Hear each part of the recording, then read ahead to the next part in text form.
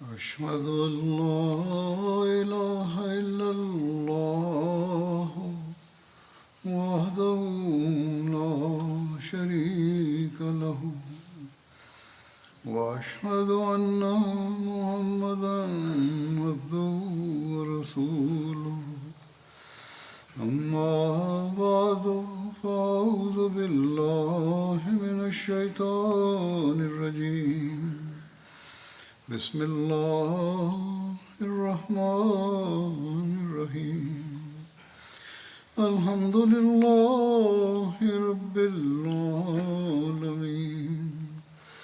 الرحمن الرحيم مالك يوم الدين إياك نعبد وإياك نستعين اهدنا الصراط المستقيم صراط الذين أنعمت عليهم غير المغضوب عليهم ولا الضالين.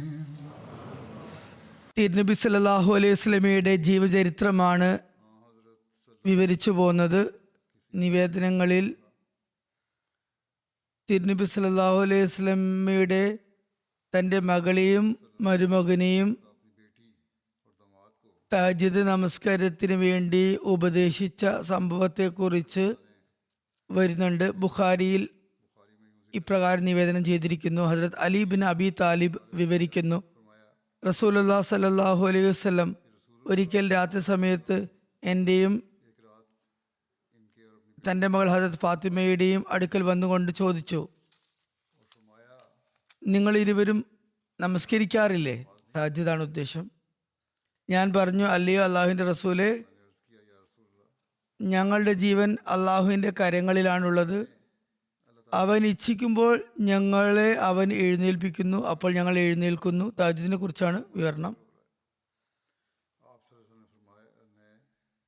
ഹദരത്ത് അലി പറയുന്നു, റസൂലുള്ളാഹി സ്വല്ലല്ലാഹു അലൈഹി വസല്ലം എനിക്ക് അതിന് യാതൊരു മറുപടിയും നൽകിയില്ല. അവിടെ നിന്ന് തിരികെ പോവുകയാണ് ഉണ്ടായത്. അവിടെ നിന്ന് മടങ്ങിയ റസൂലുള്ളാഹി സ്വല്ലല്ലാഹു അലൈഹി വസല്ലം തൻ്റെ തുടയിൽ അടിച്ചുകൊണ്ട് ഇപ്രകാരം പറയുന്നതായി ഞാൻ കേട്ടു, വകാനൽ ഇൻസാനു അക്സറ ഷൈഇൻ ജദല. അതായത് മനുഷ്യൻ മറ്റാരെക്കാളും അധികം തർക്കിക്കുന്നവനാണ്. ഹസ്രത്ത് മുസ്ലിഹ് മൗദ് റളിയല്ലാഹു തആല അൻഹു ഈ സംഭവത്തെ ഇപ്രകാരം വിവരിക്കുകയുണ്ടായി. ഒരിക്കൽ തിരുനബി സല്ലല്ലാഹു അലൈഹി വസല്ലം രാത്രി സമയത്ത് തൻ്റെ മരുമകൻ ഹസ്രത്ത് അലിയുടെയും മകൾ ഹസ്രത്ത് ഫാത്തിമയുടെയും ഭവനത്തിലേക്ക് പോയി. എന്നിട്ട് നിങ്ങൾ തഹജ്ജുദ് നമസ്കരിക്കാറില്ലേ എന്ന് ചോദിച്ചു. അതായത് അർദ്ധരാത്രി എഴുന്നേറ്റ് അനുഷ്ഠിക്കുന്ന നമസ്കാരം. ഹസ്രത്ത് അലി പറഞ്ഞു, യാ റസൂലല്ലാഹ് സ്വല്ലല്ലാഹു അലൈഹി വസല്ലം, നമസ്കരിക്കാൻ പൂർണ്ണമായി ശ്രമിക്കാറുണ്ട്. എന്നാൽ ദൈവഹിതപ്രകാരം ഞങ്ങളുടെ കണ്ണ് തുറക്കാത്ത സമയം ഞങ്ങൾക്ക് തഹജ്ജുദ് നഷ്ടപ്പെടാറുണ്ട്. എന്നും തഹജ്ജുദ് നമസ്കരിക്കുക എന്ന് അവിടുന്ന് പറഞ്ഞു. എന്നിട്ട് എഴുന്നേറ്റ് സ്വന്തം വീട്ടിലേക്ക് തിരുനബി സല്ലല്ലാഹു അലൈഹി വസല്ലം മടങ്ങിപ്പോയി.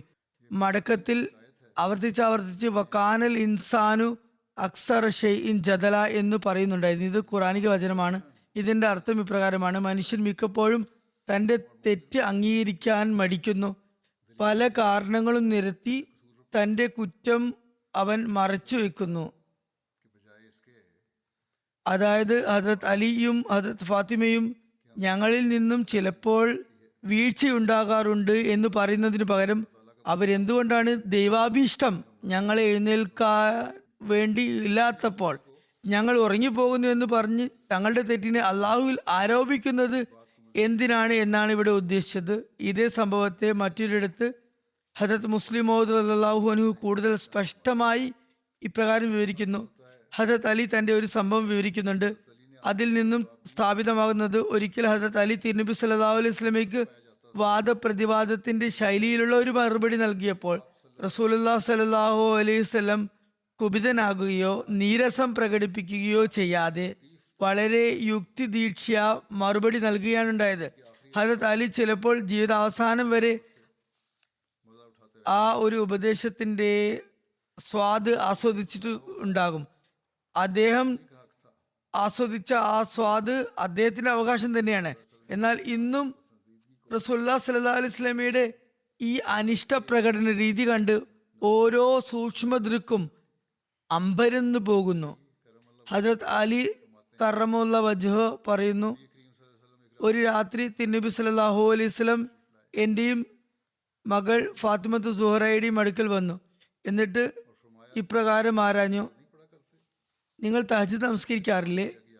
അപ്പോൾ ഞാൻ പ്രതിവചിച്ചു, യാ റസൂലല്ലാഹ്, നമ്മുടെ ജീവൻ അള്ളാഹുവിൻ്റെ നിയന്ത്രണാധികാരത്തിലാകുന്നു. അവൻ ഞങ്ങളെ എഴുന്നേൽപ്പിക്കണമെന്ന് ആഗ്രഹിക്കുമ്പോൾ അത് ചെയ്യുന്നു. അത് കേട്ടപ്പോൾ തിരുനബി സല്ലല്ലാഹു അലൈഹി വസല്ലം അടങ്ങിപ്പോയി, എന്നോട് ഒന്നും തന്നെ പറഞ്ഞില്ല. എന്നാൽ തിരുനബി സല്ലല്ലാഹു അലൈഹി വസല്ലം പുറംതിരിഞ്ഞു നിൽക്കുമ്പോൾ തൻ്റെ തുടയിൽ അടിച്ചുകൊണ്ട് ഇപ്രകാരം പറയുന്നുണ്ടായിരുന്നു, മനുഷ്യൻ എപ്പോഴും സംസാരിക്കുമ്പോൾ തർക്കിക്കാൻ തുടങ്ങുന്നു. സുബ്ഹാനല്ലാഹ്. തിരുനബി സല്ലല്ലാഹു അലൈഹി വസല്ലം ഹസരത്ത് അലിക്ക് എത്ര സുന്ദരമായ നിലയിലാണ് ഇത്തരത്തിൽ മറുപടി നൽകാൻ പാടില്ല എന്ന് മനസ്സിലാക്കി കൊടുത്തിരിക്കുന്നത്. മറ്റാരെങ്കിലും ആയിരുന്നെങ്കിൽ ഉടൻ തർക്കം തുടങ്ങിയേനെ. എന്റെ സ്ഥാനമാനങ്ങൾ നീ നോക്കൂ, എന്നിട്ട് നിന്റെ മറുപടിയെ ഒന്ന് വിലയിരുത്തി നോക്കൂ. എന്റെ വാക്കുകളെ ഖണ്ഡിക്കാൻ നിനക്ക് എന്ത് അർഹതയും യോഗ്യതയുമാണ് ഉള്ളത് എന്നൊക്കെ മറ്റാരെങ്കിലും ആണെങ്കിൽ പറഞ്ഞേനെ. അല്ലെങ്കിൽ ഇങ്ങനെ തർക്കിക്കുമായിരുന്നു. അതായത് മനുഷ്യൻ നിർബന്ധിതനാണെന്നും എല്ലാ കർമ്മങ്ങളുടെയും നിയന്ത്രണം അള്ളാഹുവിനാണ് ഉള്ളതെന്നും അവൻ താനിച്ഛിക്കും പോലെ ഒരുവനെ കൊണ്ട് ചെയ്യിപ്പിക്കുന്നു എന്നും നമസ്കാരത്തിന് തൗഫീഖ് നൽകുന്നതും നൽകാത്തതും സ്വേച്ഛ പ്രകാരമാണെന്നും ഉള്ളതും അങ്ങനെയുള്ള നിന്റെ വാദം തെറ്റാണ് എന്ന് പറയുമായിരുന്നു. ബലപ്രയോഗം നടത്തുന്നത് ഖുർആന് എതിരാണെന്നും പറയാമായിരുന്നു.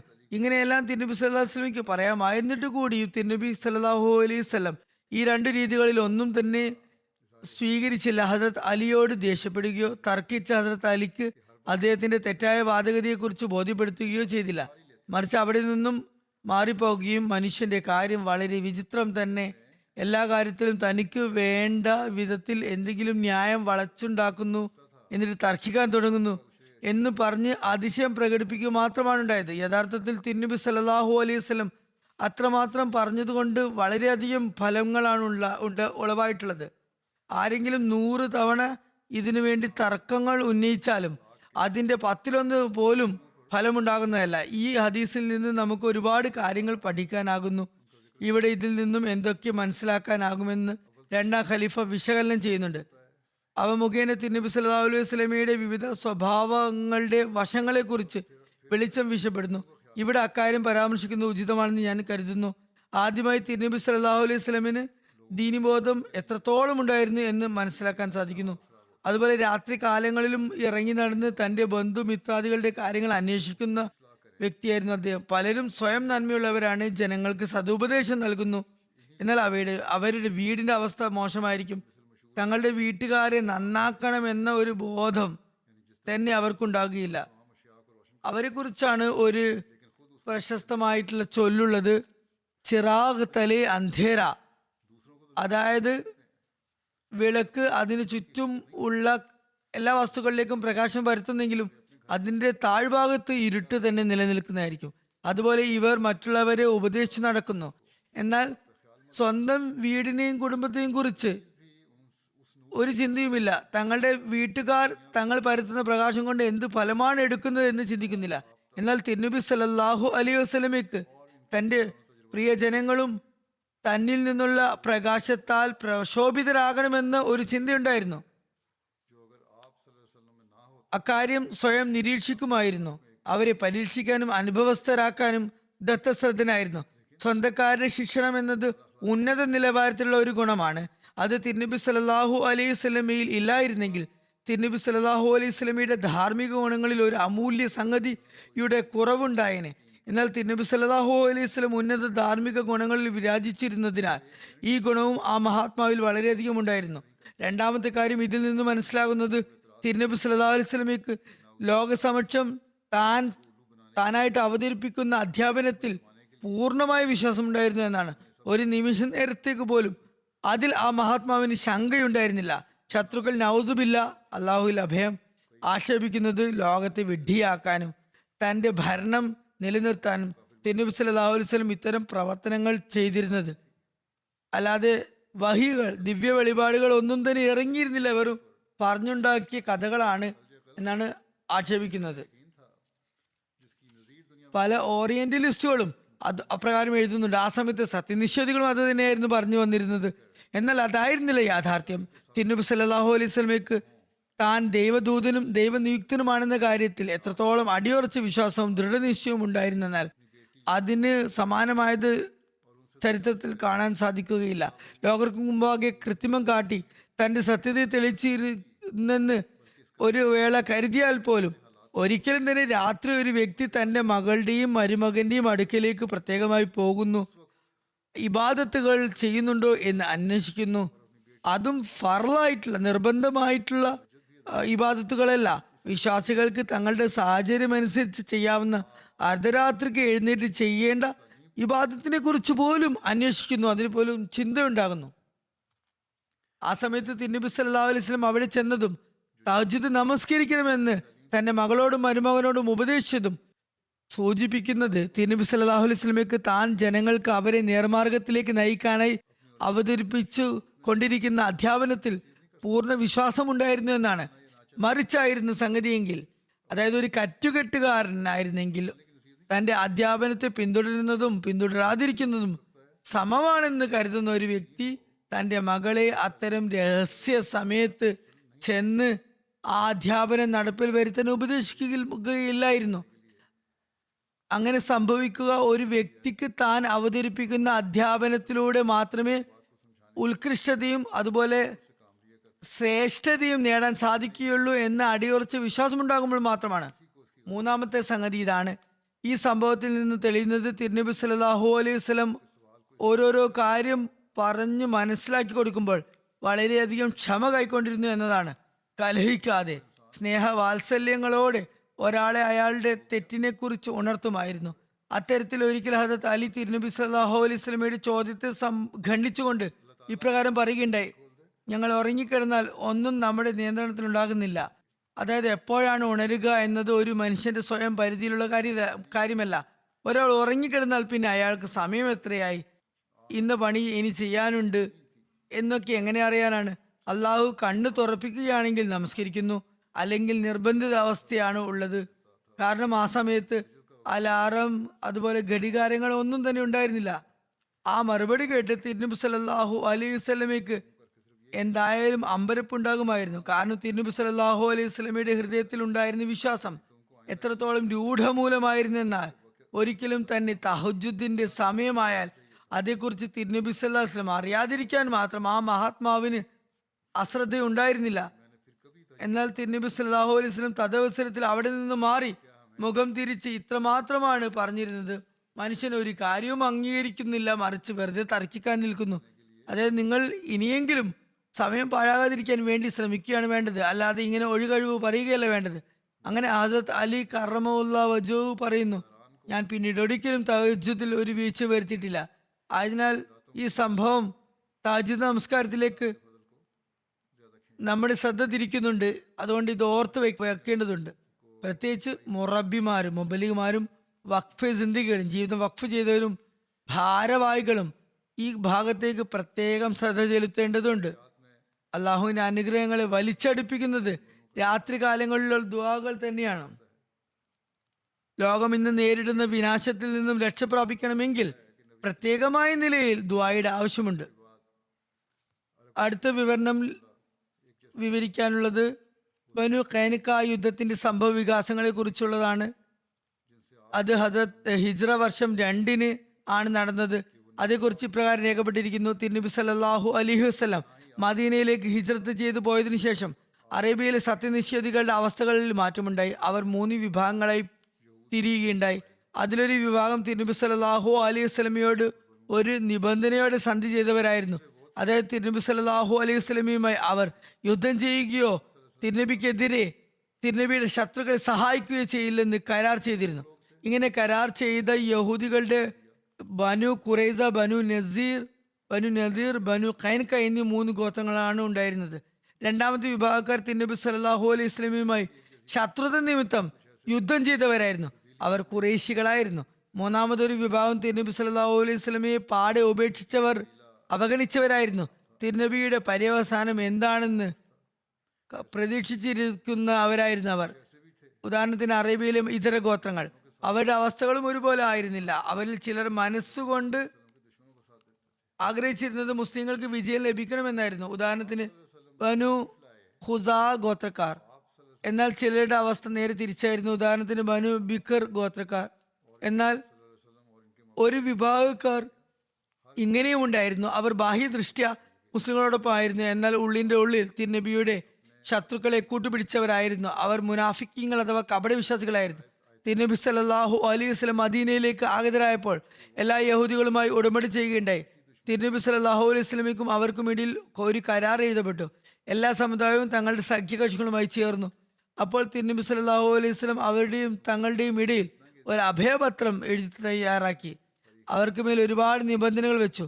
അവയിൽ ഒരു നിബന്ധന ഇപ്രകാരമായിരുന്നു: തിരുനബി സല്ലല്ലാഹു അലൈഹി വസല്ലമയ്ക്കെതിരെ ഒരു ശത്രുവിനെയും സഹായിക്കാൻ പാടില്ല. ഇതായിരുന്നു ഉടമ്പടി. എന്നാൽ ബനു ഖൈനഖ ഗോത്രത്തിലെ പ്രക്ഷോഭങ്ങളെ കുറിച്ച് ചരിത്രത്തിൽ രേഖപ്പെട്ടിരിക്കുന്നത് ഇപ്രകാരമാണ്. ഇബ്നു ഇസ്ഹാഖ് പറയുന്നു, ഷാസ് ബിൻ ഖൈസ് എന്ന പേരിലുള്ള ഒരു വൃദ്ധനുണ്ടായിരുന്നു. അയാളുടെ ഹൃദയത്തിൽ മുസ്ലിങ്ങൾക്കെതിരെ വെറുപ്പും വിദ്വേഷവും കൊണ്ട് നിറഞ്ഞിരുന്നു. ഒരു സന്ദർഭത്തിൽ ഓസ്, ഖദ്റജ് എന്നീ ഗോത്രങ്ങളുമായി ബന്ധമുള്ള ചില സഹാബാക്കൾ ഒരു സദസ്സിലിരുന്ന് പരസ്പരം സംസാരിക്കുകയായിരുന്നു. അപ്പോൾ അതുവഴി ഷാസ് ബിൻ ഖൈസ് കടന്നുപോയി. അയാൾ അവിടെ അവർ ജാഹിലിയ കാലഘട്ടത്തിലെ ശത്രുതകൾ മറന്ന് ഇസ്ലാമിന്റെ ഫലമായി പരസ്പരം സ്നേഹത്തോടെയും സമാധാനത്തോടെയും ഒത്തൊരുമയോടെയും ഇരിക്കുന്നത് കണ്ടപ്പോൾ അയാളിൽ അസൂയയുടെ തീ ആളിക്കത്തി. അയാൾ അനിയന്ത്രിതമായി പ്രകാരം പറഞ്ഞു: ബനു ഖേല, അതായത് ഔസ് ഖദ്റജ് ഗോത്ര പ്രമാണിമാർ ഒരു നിബന്ധനയിൽ ഐക്യപ്പെട്ടിരുന്നു. അള്ളാഹുവാണ് അവരുടെ പ്രമാണിമാർ ഒരുമിച്ചെങ്കിൽ ഞങ്ങൾക്ക് ഇവിടെ ഇവരുടെ കൂടെ ജീവിക്കാനാകില്ല. അങ്ങനെ അവരിൽ പ്രകോപനമുണ്ടാക്കാൻ ശ്രമിച്ചു. അയാളോടൊപ്പം ഒരു യഹൂദി യുവാവും ഉണ്ടായിരുന്നു. എന്നിട്ട് അയാൾ ആ യുവാവിനോട് കൽപ്പിച്ചു: നീ അവരുടെ അടുത്ത് പോവുക, അവരോടൊപ്പം ഇരുന്നു കൊണ്ട് അവരുടെ മുമ്പാകെ ബുആസ് യുദ്ധത്തെക്കുറിച്ചും അതിനു മുമ്പുണ്ടായ സംഭവങ്ങളെക്കുറിച്ചും ഓർമ്മപ്പെടുത്തുക. അത് സംബന്ധിച്ച് അവർ പരസ്പരം ചൊല്ലിയിരുന്ന കവിതകളും അവയിൽ ചിലതും അവരെ കേൾപ്പിക്കുക. ജാഹിലിയ കാലഘട്ടത്തിൽ ഔസിനും ഖസ്റജിനും ഇടയിലുണ്ടായ യുദ്ധമാണ് ബുആസ് യുദ്ധം.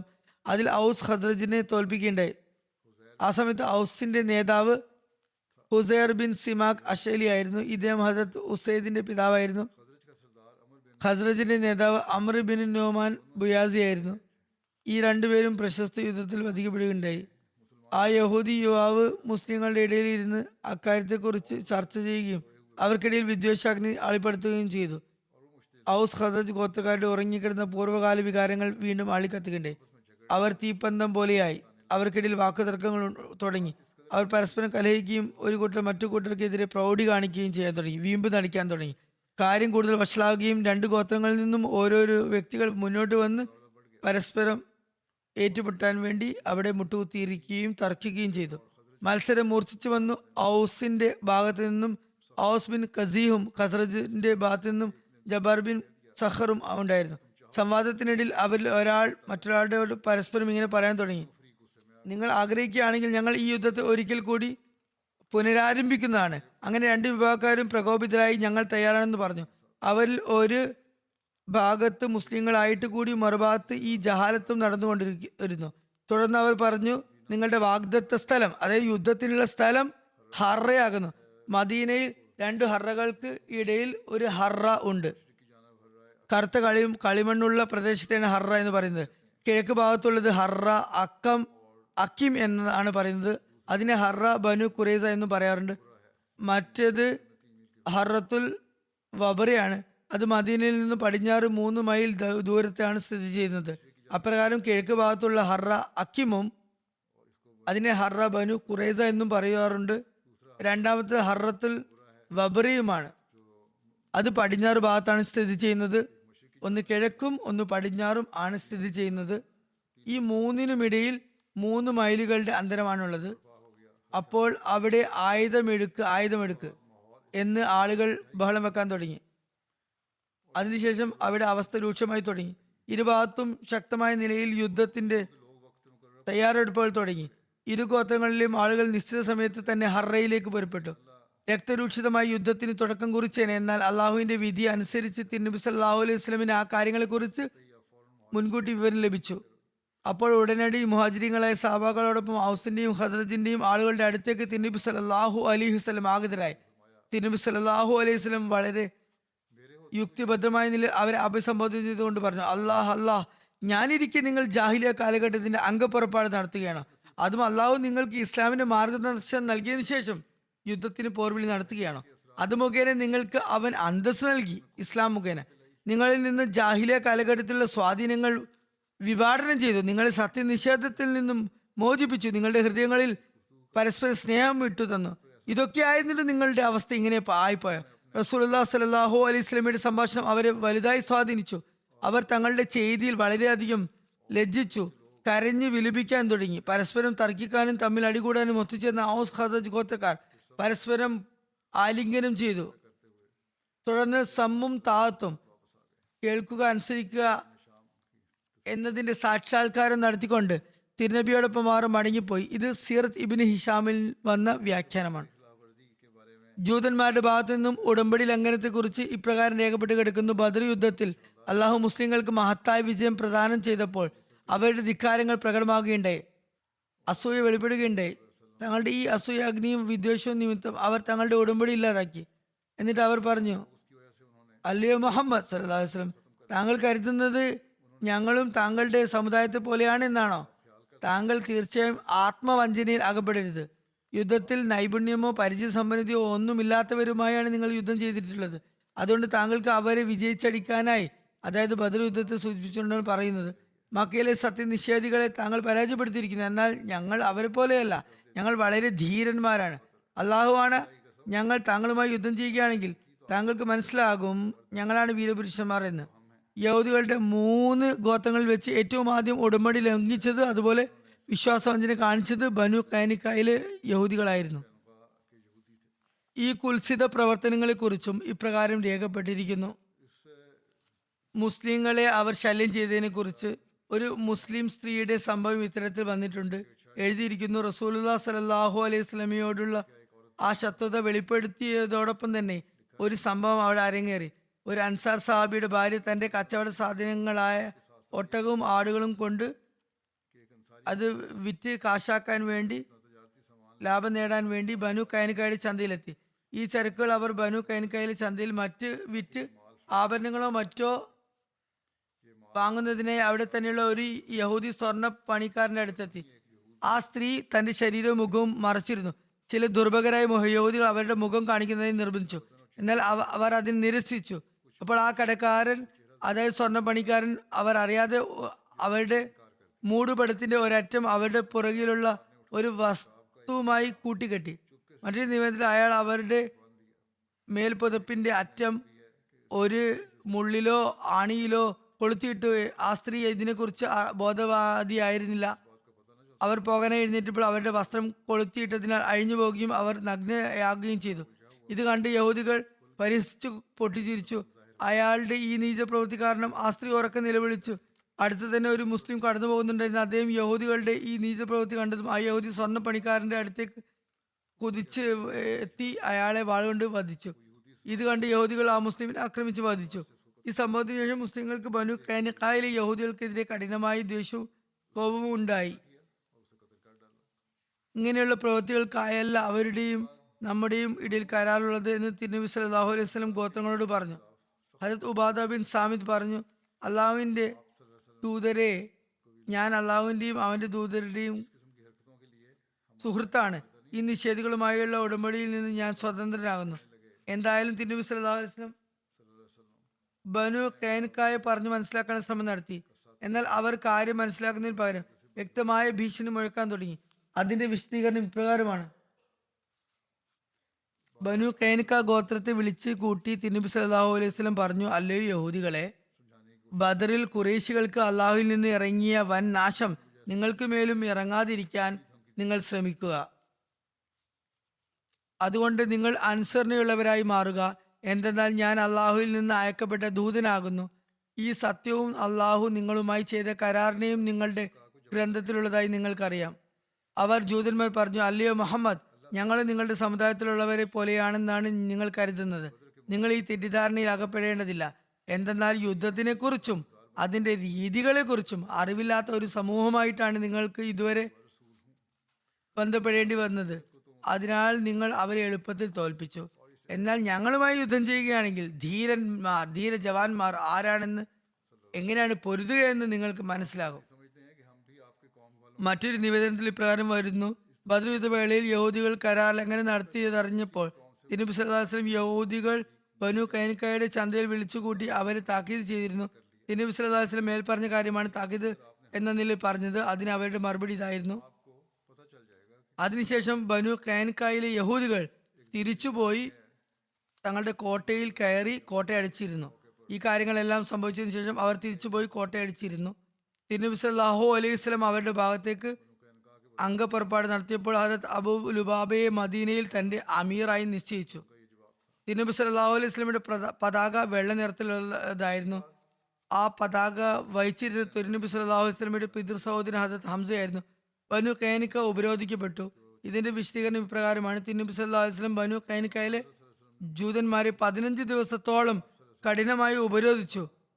തിരുനബി സല്ലല്ലാഹു അലൈഹി വസല്ലം ഈ യുദ്ധത്തിനായി ശവൽ 15-ാം തീയതി പുറപ്പെടുകയും ദുൽഖഅദയുടെ പിറവി ചന്ദ്രൻ വരെ അവിടെ തന്നെ കഴിയുകയും ചെയ്തു.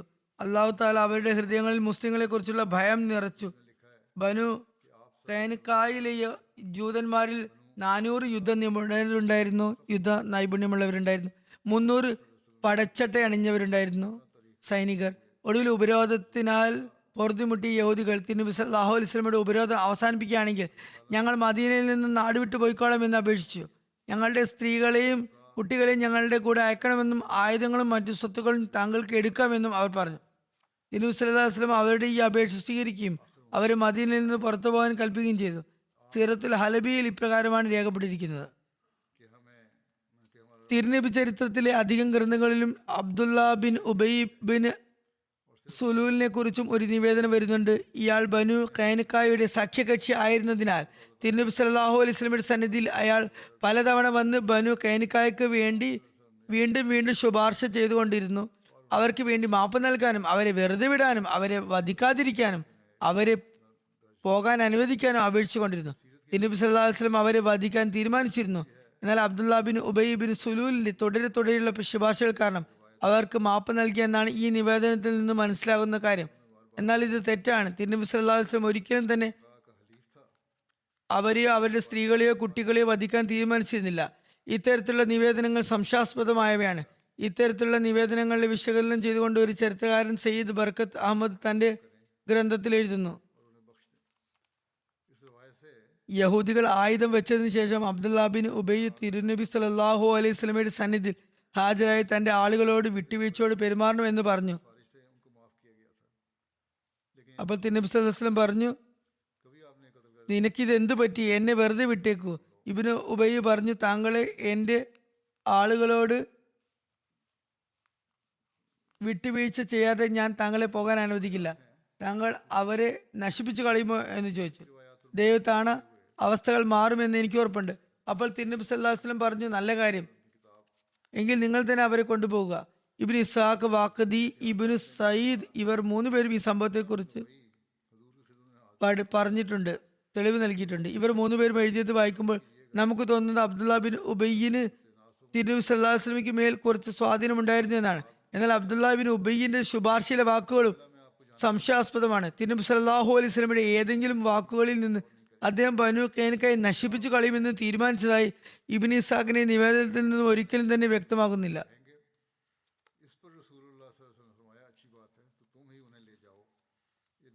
ഈ ഒരു കാര്യം ചരിത്രത്തിൽ നിന്നും സ്ഥാപിതമല്ല.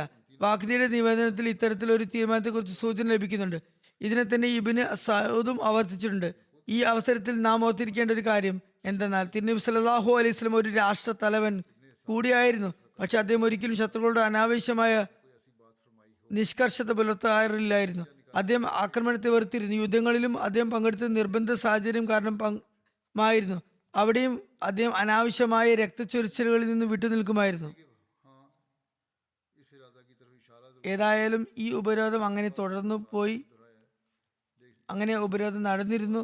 അവർ അഭയവും ആവശ്യപ്പെട്ടിരുന്നു. അങ്ങനെ ബനു കൈനുക നാട് കടത്തപ്പെടുകയും ചെയ്തു. ഇതിന്റെ വിശദാംശങ്ങൾ ഇപ്രകാരമാണ്. ഈ യഹൂദ ഗോത്രത്തിന്റെ അപേക്ഷ പ്രകാരം അവർ നാട് കടത്താനുള്ള തീരുമാനമെടുത്തു. ഇവരെ മദീനയിൽ നിന്ന് നാട് കടത്താനുള്ള ഉത്തരവാദിത്വം തിരുനബി സല്ലല്ലാഹു അലൈഹി വസല്ലം ഹദ്റത്ത് ഉബാദ ബിൻ സാമിത്തിനെ ഏൽപ്പിച്ചു. അവർക്ക് മദീനയിൽ നിന്ന് പുറത്തു പോകാൻ 3 ദിവസത്തെ സാവകാശം നൽകി. അങ്ങനെ അവർ 3 ദിവസം കൊണ്ട് മദീനയിൽ നിന്ന് പോയി. മറ്റൊരു നിവേദനത്തിൽ യഹൂദികൾ ഉബാദയോട് അല്പം കൂടി സാവകാശം ആവശ്യപ്പെട്ടിരുന്നു. എന്നാൽ തിരുനബി സല്ലല്ലാഹു അലൈഹി വസല്ലം 1 മണിക്കൂർ പോലും അധികം സമയം അവർക്ക് സാവകാശം നൽകിയില്ല. അവിടെ നിന്ന് സ്വയം മേൽനോട്ടത്തിൽ അവരെ നാടുകടത്തുകയാണ് ഉണ്ടായത്.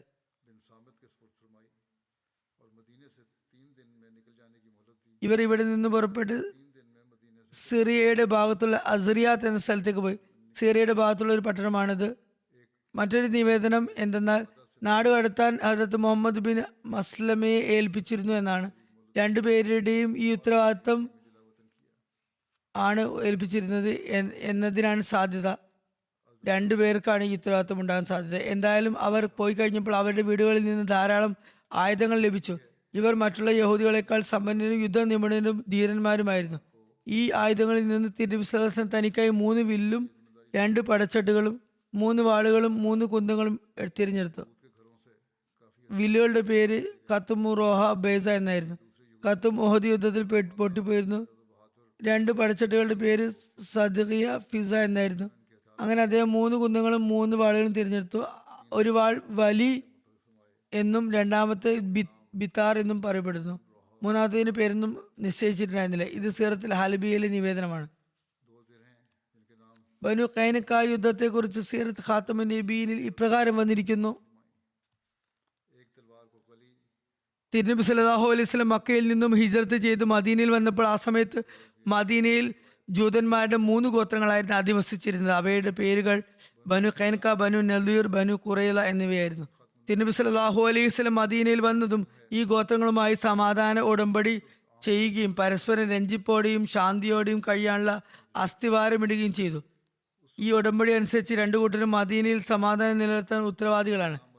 ഏതെങ്കിലും ശത്രു പുറമേ നിന്ന് മദീനയെ ആക്രമിക്കുകയാണെങ്കിൽ എല്ലാവരും ഒരുമിച്ച് ചേർന്ന് പ്രതിരോധിക്കുന്നതായിരിക്കും. ആരംഭത്തിൽ യഹൂദികൾ ഈ ഉടമ്പടി പാലിക്കുകയും കുറഞ്ഞപക്ഷം പ്രത്യക്ഷമായി അവർ മുസ്ലിങ്ങളുമായി ഒരു നേരിട്ടുള്ള കലഹത്തിനും പോകാതിരിക്കുകയും ചെയ്തു. മുസ്ലിങ്ങൾ മദീനയിൽ കൂടുതൽ ശക്തി പ്രാപിക്കുന്നു എന്ന് മനസ്സിലാക്കി അവരുടെ രീതികൾ പിന്നെ മാറാൻ തുടങ്ങി. മുസ്ലിങ്ങളുടെ ഈ വർദ്ധിച്ചു വരുന്ന ശക്തിയെ തടയാൻ അവർ തീരുമാനിച്ചുറപ്പിച്ചു. ഇതിനുവേണ്ടി അവർ എല്ലാ രീതിയിലുള്ള തന്ത്രങ്ങളും കുതന്ത്രങ്ങളും പ്രയോഗിക്കാൻ തുടങ്ങി. ഏതുവരെ എന്നാൽ മുസ്ലിങ്ങളുടെ ഇടയിൽ ഭിന്നിപ്പ് സൃഷ്ടിച്ച് ആഭ്യന്തര കലാപമുണ്ടാക്കാൻ പോലും അവർ ശ്രമിക്കുകയുണ്ടായി. ഒരു നിവേദനത്തിൽ ഇപ്രകാരം വന്നിരിക്കുന്നു. ഔസ് ഖസ്റജ് ഗോത്രങ്ങളിലെ ആളുകൾ ഒരിടത്തിരുന്ന് സ്നേഹത്തോടെയും ഐക്യത്തോടെയും സംസാരിച്ചു കൊണ്ടിരിക്കുകയായിരുന്നു. അപ്പോൾ ഉപദ്രവകാരികളായ ചില യഹൂദർ ഈ സഭയിൽ വന്ന് ബിയാസ് യുദ്ധത്തെക്കുറിച്ച് സംസാരിക്കാൻ തുടങ്ങി. ഈ യുദ്ധം 2 ഗോത്രങ്ങൾക്കുമിടയിൽ ഹിജ്റത്തിന് കുറച്ച് വർഷം മുമ്പ് നടന്ന ഒരു ഘോര യുദ്ധമായിരുന്നു. ഇതിൽ ഔസിലെയും ഖസ്റജിലെയും പല ആളുകളും പരസ്പരം വധിക്കപ്പെട്ടിരുന്നു. മുമ്പും വിശദീകരിച്ചിരുന്ന പോലെ ഈ യുദ്ധത്തെക്കുറിച്ചുള്ള സംസാരം ആരംഭിച്ചതും ചില വ്യക്തികളുടെ മനസ്സിൽ പഴയ ഓർമ്മകൾ അങ്കുരിച്ചതും അവർക്ക് ആവേശമുണ്ടായതും പഴയ ശത്രുതയുടെ ഓർമ്മകൾ തികട്ടി വന്നതും ഒക്കെ തന്നെ പറഞ്ഞു. അങ്ങനെ ഇവർ പരസ്പരം കുത്തുവാക്കുകൾ പറയുകയും പഴിചാരുകയും ചെയ്ത് അവസാനം മുസ്ലിങ്ങൾ തന്നെ പരസ്പരം വാളെടുക്കുന്ന അവസ്ഥയിലേക്ക് കാര്യങ്ങളെത്തി. ഭാഗ്യവശാൽ നബി സല്ലല്ലാഹു അലൈഹി വസല്ലമയിന് ഇതേക്കുറിച്ച് കൃത്യസമയത്ത് അറിവ് ലഭിച്ചു. അദ്ദേഹം മുഹാജിറുകളുടെ ഒരു സംഘവുമായി ഉടനെ തന്നെ സംഭവസ്ഥലത്തെത്തി 2 വിഭാഗത്തെയും കാര്യങ്ങൾ പറഞ്ഞു. ഞാൻ ഇവിടെയുള്ള സമയത്ത് തന്നെ നിങ്ങൾ ജാഹിലിയ കാലഘട്ടത്തിലെ പോലെ പെരുമാറുകയാണ്. നിങ്ങളുടെ സഹോദരങ്ങൾ ആക്കിയ ഇസ്ലാം എന്ന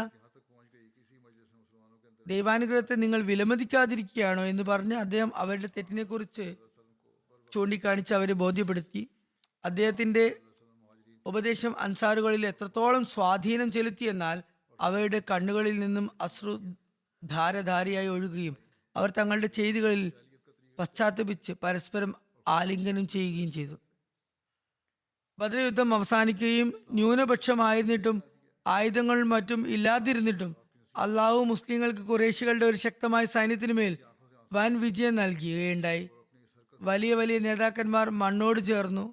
അപ്പോൾ മദീനയിലെ യഹൂദികളുടെ അസൂയാഗ്നി ആളിക്കത്തുകയും അവർ മുസ്ലിങ്ങൾക്കെതിരിൽ പ്രത്യക്ഷമായി തന്നെ കൊമ്പ് കോർക്കുവാൻ തുടങ്ങുകയും ചെയ്തു.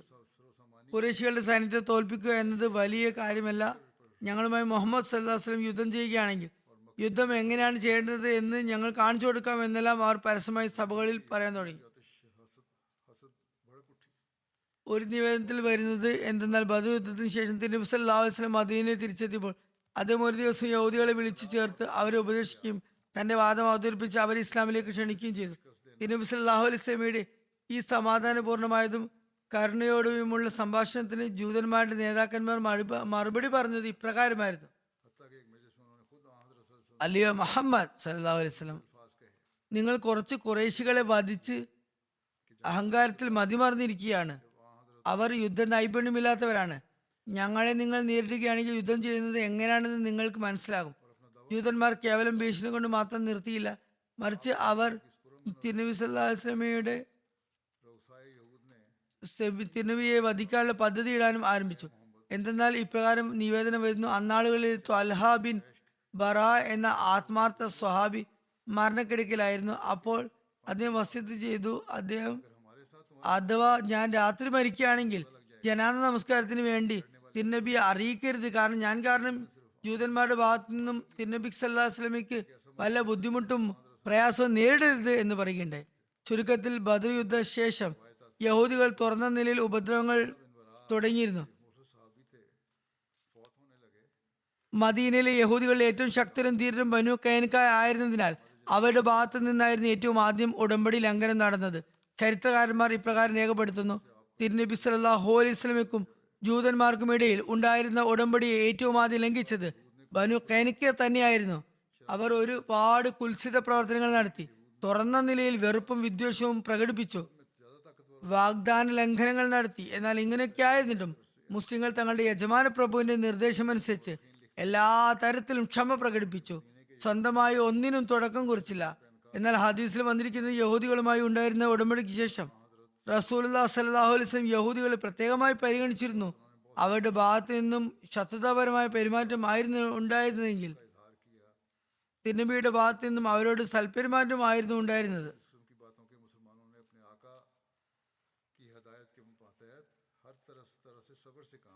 അങ്ങനെ ഒരിക്കൽ ഒരു മുസ്ലിമും ഒരു ജൂതനും തമ്മിൽ ഒരു അഭിപ്രായ വ്യത്യാസമുണ്ടായി.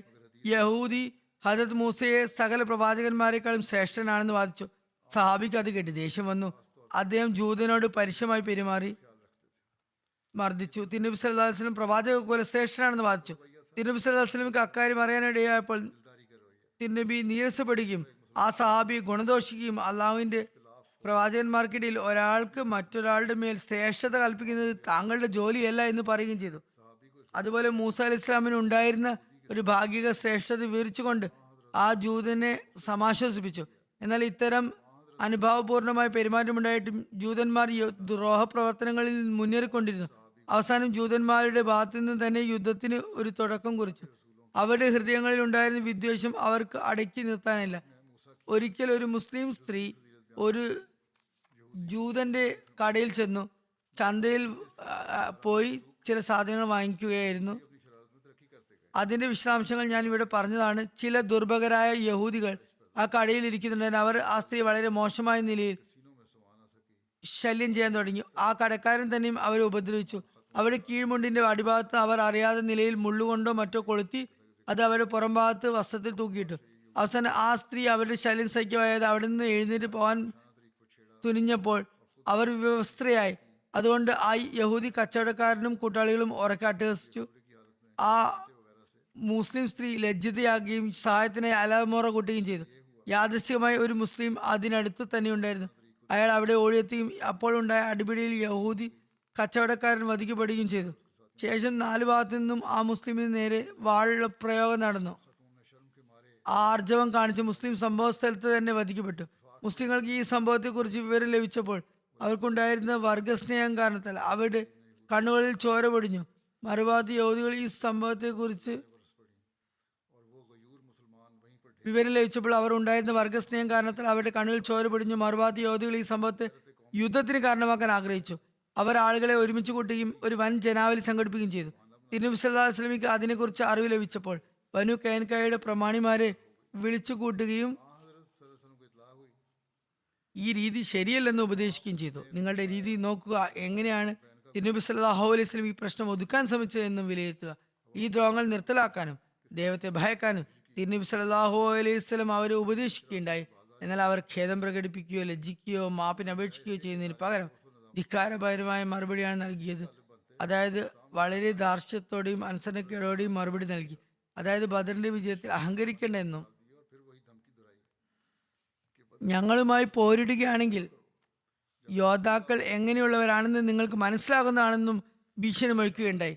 അങ്ങനെ തിരുനബി സല്ലല്ലാഹു അലൈഹി വസല്ലം സഹാബാക്കളുടെ ഒരു സംഘവുമായി ബനു കൈനുകായുടെ കോട്ടയുടെ ഭാഗത്തേക്ക് യുദ്ധപ്പുറപ്പാട് നടത്താൻ നിർബന്ധിതനായി. ഇതവർക്ക് ഒരു അവസാന അവസരമായിരുന്നു. തങ്ങളുടെ ചെയ്തികളിൽ അവർ ഖേദിക്കുകയും ലജ്ജിക്കുകയും തിരുനബി സല്ലല്ലാഹു അലൈഹി വസല്ലം സൈനിക നീക്കം നടത്തിയപ്പോൾ അവർ മാപ്പ് അപേക്ഷിക്കുകയും ചെയ്തിരുന്നെങ്കിൽ അക്കാര്യങ്ങൾ അവിടെ അവസാനിച്ചേനെ.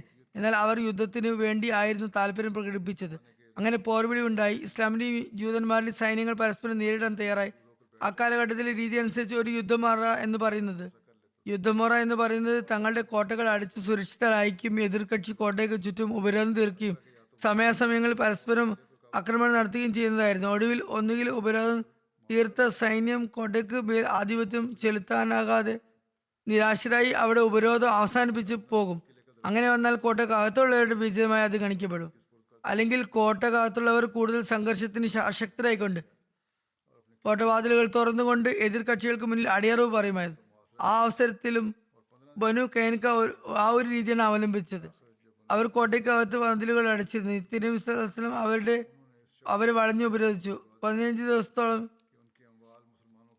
അവസാനം ബനു കൈനുകയുടെ എല്ലാ ശക്തിയും ക്ഷയിക്കും അഹങ്കാരമില്ലാതെയും ചെയ്തപ്പോൾ അവർ ഒരു നിബന്ധനയോടെ തങ്ങളുടെ കോട്ടവാതിലുകൾ തുറന്നു. അതായത് ഇവിടെയുള്ള സ്വത്തും മുതലുകളും എല്ലാം മുസ്ലിങ്ങളുടെ തന്നെ, എന്നാൽ അവരുടെ ജീവനോ ഭാര്യ മക്കളോ മുസ്ലിങ്ങൾക്ക് അവകാശമായി ലഭിക്കുന്നതല്ല. തിരുനബി സല്ലല്ലാഹു അലൈഹി വസല്ലം ആ നിബന്ധന അംഗീകരിച്ചു. മൂസയുടെ ശരീഅത്ത് അനുസരിച്ച് അവരെല്ലാവരും വധശിക്ഷയ്ക്കായിരുന്നു അർഹർ. ഉടമ്പടിയുടെ അടിസ്ഥാനത്തിലും മൂസയുടെ ശരീഅത്ത് തന്നെയായിരുന്നു നടപ്പിലാക്കേണ്ടിയിരുന്നതും. എന്നാൽ ആ സമുദായത്തിന്റെ ഭാഗത്തു നിന്നുള്ള ആദ്യത്തെ അപരാധം ആയിരുന്നതിനാലും തിരുനബി സല്ലല്ലാഹു അലൈഹി വസല്ലം വളരെയധികം കരുണാവാനും ഉദാരമതിയും ശിക്ഷയ്ക്ക് അവസാന ഉപായം എന്ന് മാത്രം പരിഗണന നൽകുകയും ചെയ്യുന്ന വ്യക്തിയായതിനാലും തിരുനബി അതിന് തുനിഞ്ഞില്ല. തുടക്കത്തിൽ തന്നെ അതിനൊരുങ്ങിയില്ല. എന്നാൽ മറുഭാഗത്ത് ഇത്തരം വാഗ്ദാന ലംഘകരും ശത്രുതയുള്ളവരും മദീനയിൽ താമസിക്കുന്നത് പാമ്പിനെ പാലൂട്ടി വളർത്തുന്നത് പോലെ അപകടകരമായിരുന്നു. പോരാത്തതിന് ഔസിന്റെയും ഖസറജിന്റെയും ഒരു കപടവിശ്വാസികളുടെ വിവാഹം മുമ്പ് തന്നെ മദീനയിൽ ഉണ്ടായിരുന്നു താനും. അതുപോലെ പുറത്തു നിന്നും അറബികളുടെ ശത്രുതയും മുസ്ലിങ്ങളെ ആകെ പരിഭ്രാന്തരാക്കിയിരുന്നു.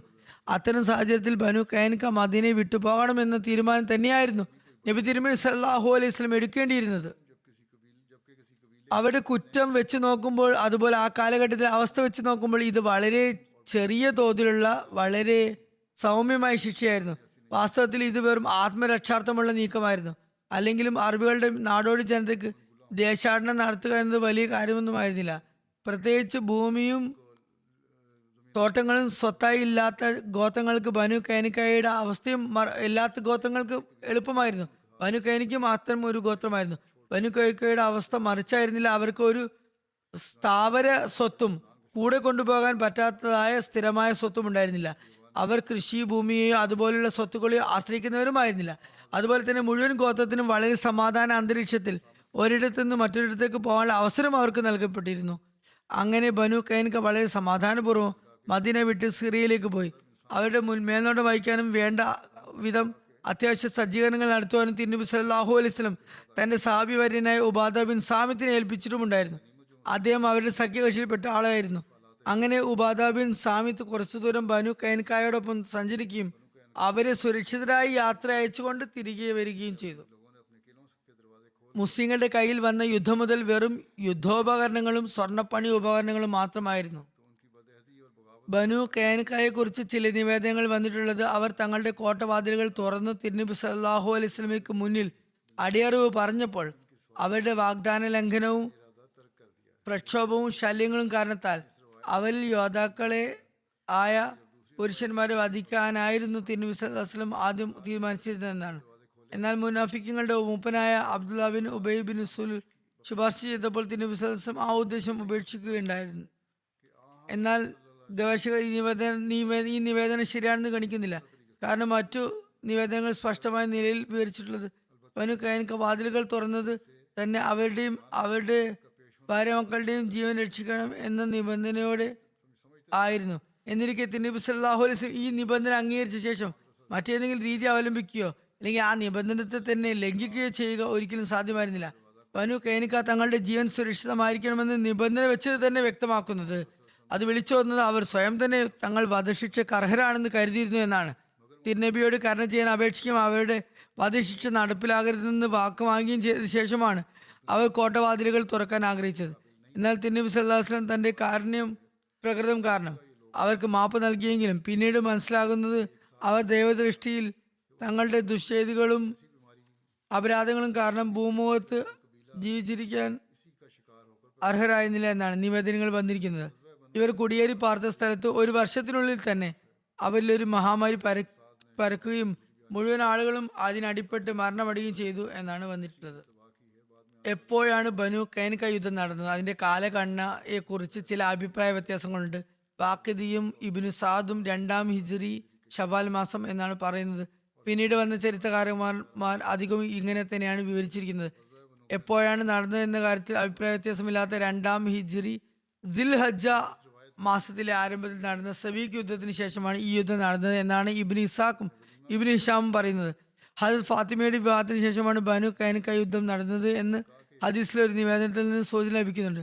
കാരണം ഈ നിവേദനത്തിൽ വന്നിരിക്കുന്നത് ഹദരത്ത് അലി തന്റെ വലീമ സൽക്കാരത്തിന് ചെലവ് നടത്താൻ വേണ്ടി ബനു ഖൈനുകയിലെ ഒരു യഹൂദി തട്ടാനെ കൂട്ടി കാട്ടിലേക്ക് പോയി അവിടെ നിന്നും അസ്ഹർ പുല്ല് കൊണ്ടുവന്ന് മദീനയിലെ തട്ടാൻകുമാർക്ക് വിൽക്കണമെന്നും ഉപദേശിച്ചിരുന്നു.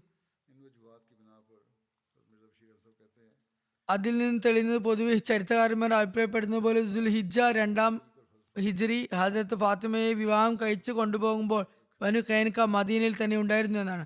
ഈ കാരണങ്ങളാൽ തന്നെ മിർസ ബഷീർ അഹമ്മദ് സാഹിബ് എഴുതുന്നു, ബനു ഖൈനുക യുദ്ധത്തെ ഞാൻ സവീഖ് യുദ്ധത്തിനും ഹദരത്ത് ഫാത്തിമയുടെ വിവാഹത്തിന് ശേഷം ഹിജ്റ വർഷം 2-ന്റെ അന്ത്യപാദത്തിലാണ് വെച്ചിട്ടുള്ളത്. ഈ അവസരത്തിൽ മറ്റൊരു കാര്യം കൂടി പറയുന്നത് പ്രയോജനകരമായിരിക്കും. ബനു ഖൈനുക യുദ്ധത്തിന്റെ കാരണം വിവരിച്ചുകൊണ്ട് മിസ്റ്റർ മാർഗോലീസ് അതിവിചിത്രമായ ഒരു കാര്യം തന്റെ ഭാഗത്തു നിന്നും അവതരിപ്പിക്കുന്നുണ്ട്. അതേക്കുറിച്ച് ഒരു നിവേദനത്തിലും സൂചന പോലും ലഭിക്കുന്നില്ല. ബുഖാരിയിൽ ഒരു നിവേദനത്തിൽ വന്നിരിക്കുന്നു, ഹംസ ആദ്യം മദ്യലഹരിയിൽ ഹദരത്ത് അലിയുടെ ഒട്ടകത്ത് വസിച്ചിരുന്നു. അത് ബദർ യുദ്ധത്തിൽ അദ്ദേഹത്തിന് യുദ്ധമുതലായി ലഭിച്ചതായിരുന്നു. ആ സമയത്ത് മദ്യം ഹറാമായിരുന്നില്ല. ഈ ഒറ്റപ്പെട്ട സംഭവത്തെ യാതൊരു ചരിത്ര പ്രമാണവും ഉദ്ധരിക്കാതെ ബനു ഖൈനുക യുദ്ധവുമായി ബന്ധപ്പെടുത്തിക്കൊണ്ട് മിസ്റ്റർ മാർഗലീസ് ഇപ്രകാരം എഴുതുന്നു, തിരുനബി സല്ലല്ലാഹു അലൈഹി വസല്ലം ബനു ഖൈനുക ഗോത്രത്തിനുമേൽ കടന്നാക്രമണം നടത്തിയതിന് കാരണം അതിൽ നിന്ന് ലഭിക്കുന്ന യുദ്ധം മുതൽ മുഖേന ഹദരത്ത് അലിയുടെ ഈ പറഞ്ഞ നഷ്ടം പരിഹരിക്കാനായിരുന്നു. വെറും അടിസ്ഥാനരഹിതമായ കാര്യമാണിത്. ചരിത്ര രചനയിൽ ഇത്തരമൊരു ധാർഷ്ട്യത്തിന് മറ്റൊരു ഉദാഹരണവും ലഭിക്കുന്നതല്ല. തുടർന്ന് ഈ കാര്യം തന്റെ ഭാഗത്തു നിന്ന് ഊഹിച്ച് കൂട്ടിച്ചേർത്തതാണ് എന്നാണ് മിസ്റ്റർ മാർഗ്ലീസ് ഏറ്റു പറയുന്നത്. അതാണ് അതിന്റെ രസം. അതിന്റെ റെഫറൻസുകളൊന്നും തന്നെ ലഭിച്ചിട്ടില്ല. കാരണത്താലായിരിക്കും ഇങ്ങനെ പറഞ്ഞൊഴിഞ്ഞിട്ടുണ്ടാകുക. ഇങ്ങനെ പറഞ്ഞത് 2 ഒട്ടകങ്ങളുടെ വിലക്ക് വേണ്ടി ഒരു ഗോത്രവുമായി യുദ്ധം ചെയ്യാതെ മറ്റൊരു മാർഗവുമില്ല എന്ന് പറയുന്നത് അതിവിചിത്രമായ ചിന്താഗതിയാണ്. ഓറിയന്റലിസ്റ്റുകളും അല്ലെങ്കിൽ അമുസ്ലിം ചരിത്രകാരന്മാരും ഇസ്ലാമിനോടുള്ള വെറുപ്പിലും വിദ്വേഷത്തിലും എത്രത്തോളം മുൻകടന്നിരുന്നു എന്നാൽ ചരിത്രത്തെ വളച്ചൊടിച്ച് അവതരിപ്പിക്കുകയാണ് അവർക്ക് എളുപ്പം. അതവർക്ക് വളരെ എളുപ്പവും അവർ പലയിടങ്ങളിൽ ചെയ്യുന്നതുമാണ്. ഏതായാലും ഇതേക്കുറിച്ച് ബാക്കിയുള്ള കാര്യങ്ങൾ ഇൻഷാ അല്ലാഹ് പിന്നീട് വിവരിക്കുന്നതാണ്. ഇന്ന് നിലവിലെ ലോകത്തിന്റെ സാഹചര്യത്തെ മാനിച്ചുകൊണ്ട് ഒരു വട്ടം കൂടി ഞാൻ ദുആക്ക് വേണ്ടി ഓർമ്മപ്പെടുത്തുകയാണ്. ഹമാസും ഇസ്രായേലും തമ്മിലുള്ള യുദ്ധഫലമായി ഫലസ്തീനിലെ സ്ത്രീകളുടെയും കുഞ്ഞുങ്ങളുടെയും രക്തസാക്ഷിത്വം ഷഹാദത്ത് ഏറിക്കൊണ്ടുവരികയാണ്. യുദ്ധാവസ്ഥ വളരെ വേഗത്തിൽ രൂക്ഷമായി കൊണ്ടിരിക്കുന്നതും ഇസ്രായേൽ ഭരണകൂടവും വൻശക്തികളും നടപ്പിലാക്കിക്കൊണ്ടിരിക്കുന്ന പോളിസിയും മുന്നിൽ വെക്കുകയാണെങ്കിൽ ലോകമഹായുദ്ധം പടിവാതിൽക്കൽ എത്തിയതായി കാണപ്പെടുന്നു. ഇപ്പോഴാണെങ്കിൽ ചില മുസ്ലിം രാഷ്ട്ര തലവന്മാരും തുറന്ന നിലയിൽ ഇക്കാര്യം ഏറ്റു പറഞ്ഞു തുടങ്ങിയിരിക്കുന്നു. റഷ്യയും ചൈനയും അതുപോലെ പാശ്ചാത്യ നിരീക്ഷകരും ഇപ്രകാരം എഴുതാനും പറയാനും തുടങ്ങിയിരിക്കുന്നു. അതായത് ഇപ്പോൾ ഈ യുദ്ധം കൂടുതൽ വ്യാപ്തി നേടിക്കൊണ്ടിരിക്കുകയാണ്. ഉടനെ ഇവിടെ വല്ല യുക്തിയുക്തമായ നയവും കൈക്കൊണ്ടില്ല എങ്കിൽ പിന്നെ ലോകം നശിക്കുന്നതാണ്. എല്ലാതും വാർത്തകൾ വരുന്നതാണ്. നിങ്ങളുടെയൊക്കെ മുമ്പാകെ എല്ലാ അവസ്ഥകളും ഉണ്ട്. അതുകൊണ്ട് അഹമ്മദികൾ ദുആയുടെ കാര്യത്തിൽ പ്രത്യേകം ശ്രദ്ധ ചെലുത്തുക. നിശ്ചിന്തരാകരുത്, വെറുതെ ഇരിക്കരുത്. കുറഞ്ഞത് എല്ലാ നമസ്കാരങ്ങളും ഒരു സുജൂദ് അല്ലെങ്കിൽ ഒരു നമസ്കാരത്തിന്റെ ഒരു സുജൂദെങ്കിലും ഇതിനുവേണ്ടി നിർബന്ധമായും പ്രത്യേകപ്പെടുത്തി ദുആ ചെയ്യേണ്ടതുണ്ട്. പാശ്ചാത്യ രാഷ്ട്രങ്ങളിൽ ഒരു രാഷ്ട്രത്തലവൻ ഇക്കാര്യത്തിൽ നീതി പാലിക്കപ്പെടാൻ ആഗ്രഹിക്കുന്നില്ല. അതിനായി ഒരു അക്ഷരം മിണ്ടാൻ അവർക്ക് ധൈര്യമില്ല.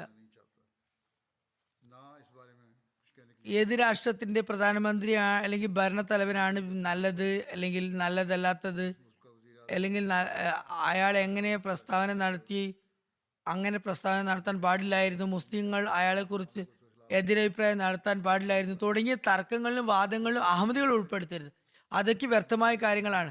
ഒരാൾ ധൈര്യം കാണിച്ച് യുദ്ധം നിർത്തലാക്കാൻ ശ്രമിക്കുന്നില്ലെങ്കിൽ അയാൾ നിശ്ചയമായും ലോകത്തെ നാശത്തിലേക്ക് നയിക്കുന്നതിന് ഉത്തരവാദിയാണ്. നിങ്ങൾ ദുആയോടൊപ്പം തങ്ങളുടെ ചുറ്റുപാടും അക്രമം തടയാൻ വേണ്ടി പ്രചാരണം നടത്താൻ ശ്രമിക്കുക. ഏതെങ്കിലും അഹമ്മദിക്ക് എന്തെങ്കിലും ബന്ധമുണ്ടെങ്കിൽ, ഭരണകൂട ബന്ധമുണ്ടെങ്കിൽ അവരെ പറഞ്ഞു മനസ്സിലാക്കുക. അതാണ് തന്റെ ഇടം. അതാണ് അള്ളാഹുവിന്റെ കൽപ്പനയെ പാലിക്കുന്നതിന് വേണ്ടിയുള്ള നിലവാരം. ഇസ്രായേൽ ഭരണകൂടം പറയുന്നത് ഹമാസ് തങ്ങളുടെ നിരപരാധികളായ ജനങ്ങളെ വധിച്ചു, അതുകൊണ്ട് ഞങ്ങൾ പ്രതികാരം ചെയ്യുന്നതാണ്. ഈ പ്രതികാരം ഇപ്പോൾ എല്ലാ പരിധികളും ഉല്ലംഘിച്ചിരിക്കുകയാണ്. കണക്കുകൾ പ്രകാരം എത്ര ഇസ്രായേൽ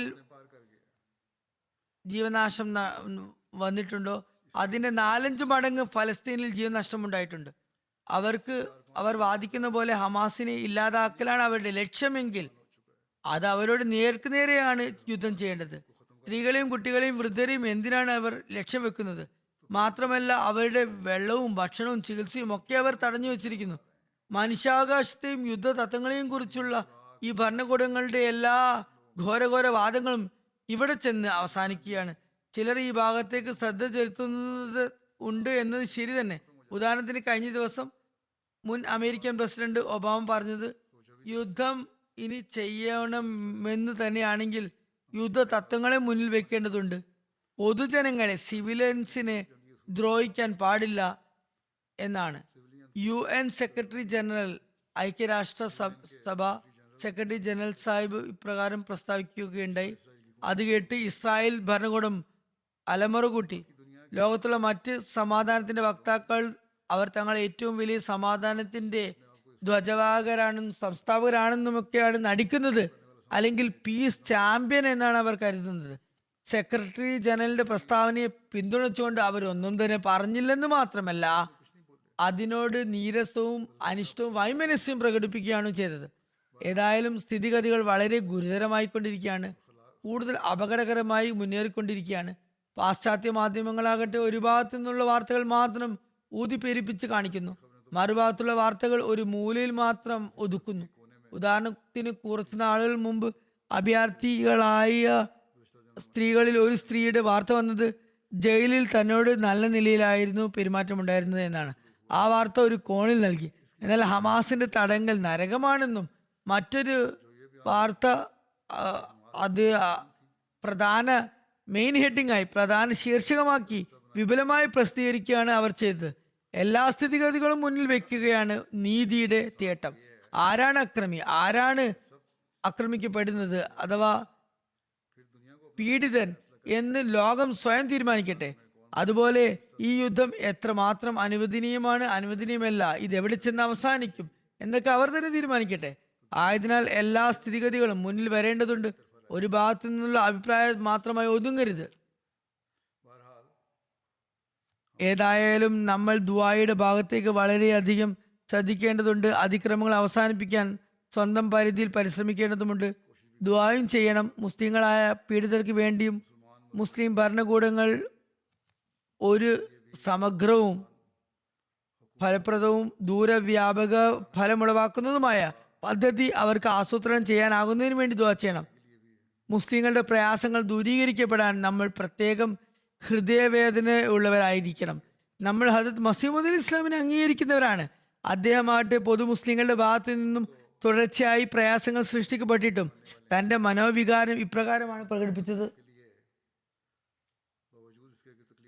പറയുന്നു, എ ദിൽ തു നീസ് ഖാത്തർ ഈന നിഗാദാർ കാഖർ കുനന്ത് ദാവായെ ഹുബ്ബെ പേഗംബരം. എന്റെ ഹൃദയമേ, നീ ഇക്കൂട്ടരെ പരിഗണിച്ചാലും എന്തെന്നാൽ ഒടുക്കം അവർ എന്റെ നബിയെ സ്നേഹിക്കുന്നവരാണെന്ന് വാദിക്കുന്നവരാണല്ലോ. ആയതിനാൽ തിരുനബി സല്ലല്ലാഹു അലൈഹി സ്വലമയോടുള്ള സ്നേഹം നമ്മോട് ആവശ്യപ്പെടുന്നത് മുസ്ലിങ്ങൾക്ക് വേണ്ടി നമ്മൾ ധാരാളം ദുആ ചെയ്യണമെന്നാണ്. അള്ളാഹു നമുക്ക് അതിനുള്ള തൗഫീക്ക് നൽകുമാറാട്ടെ. മുസ്ലിങ്ങൾക്ക് മുഴു ലോകത്തിനും ബുദ്ധിയും വിവേകവും നൽകുമാറാകട്ടെ.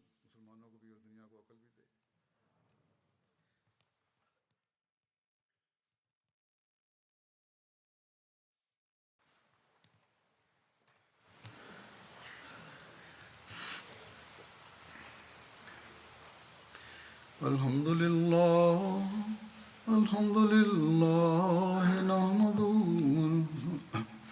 الحمد لله نحمده ونستعينه ونستغفره ونؤمن به ونتوكل عليه ونعوذ بالله من شرور أنفسنا ومن سيئات أعمالنا. من يهده الله فلا مضل له ومن يضلل فلا هادي له ونشهد أن لا إله إلا الله ونشهد أن محمدا عبده ورسوله. عباد الله رحمكم الله إن الله يأمر بالعدل والإحسان وإيتاء ذي القربى وينهى عن الفحشاء والمنكر والبغي يعظكم لعلكم تذكرون. واذكروا الله يذكركم وادعوه يستجب لكم ولذكر الله أكبر.